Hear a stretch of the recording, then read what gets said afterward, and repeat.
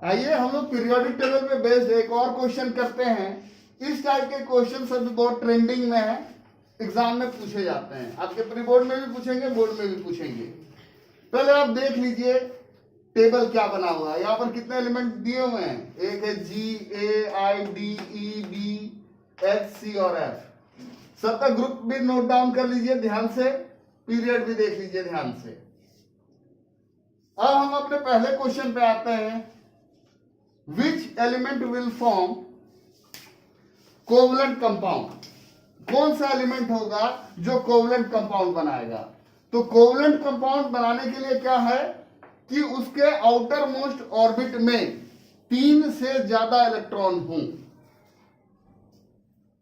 तभी वो क्या करेगा, ना इलेक्ट्रॉन लूज कर सकेगा ना इलेक्ट्रॉन गेन कर सकेगा। जैसे आपको मालूम है कि कार्बन जो है वो कोवलेंट कंपाउंड बनाता है, आपको ये भी मालूम है कि सिलिकॉन जो है वो कोवलेंट कंपाउंड बनाता है। तो यहां पर देख लीजिए और देख करके मुझे बताइए। तो आप बोलिएगा कि सर ग्रुप 14 वाला जो होगा उसका वैलेंसी 4 होगा।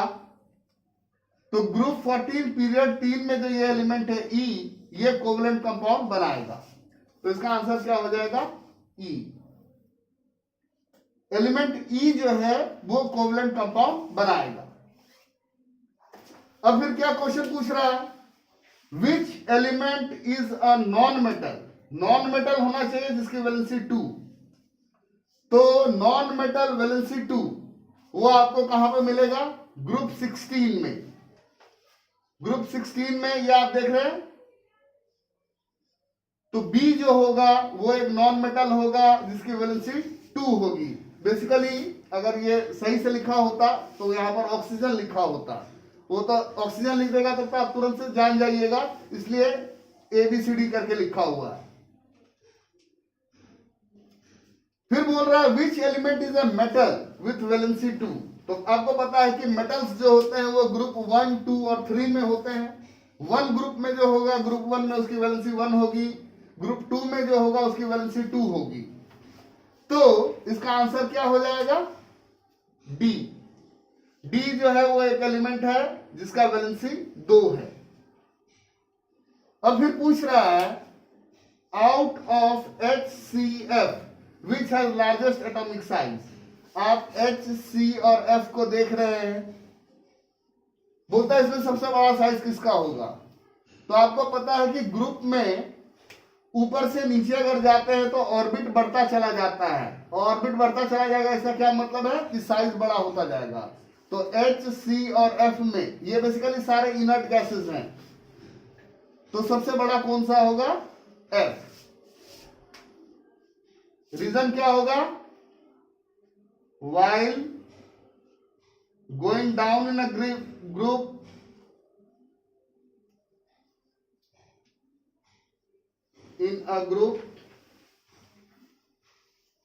atomic size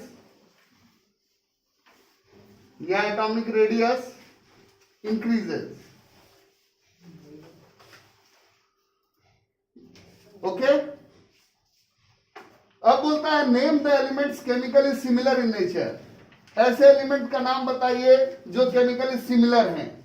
तो हम क्या बोलेंगे? HCF, ये जो है ये केमिकली सिमिलर है, ऑल इनर्ट गैसेस।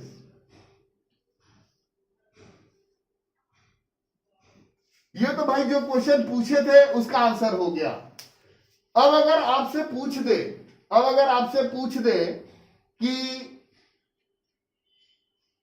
B और B मिलकर के अगर कंपाउंड बनाएगा तो उसका फॉर्मूला क्या होगा? तो बेसिकली D जो है उसकी वैलेंसी 2 है और ये B जो है उसकी भी वैलेंसी 2 है, तो फॉर्मूला क्या बनेगा? DB। अब अगर आपसे ये पूछ दे कि भाई बताओ A और B अगर मिलकर के कंपाउंड बनाएगा, A और B अगर मिलकर के कंपाउंड बनाएगा तो उसका फॉर्मूला क्या होगा? तो A का वैलेंसी 1 है, B का वैलेंसी 2 है, उसका फॉर्मूला क्या बनेगा? A2B।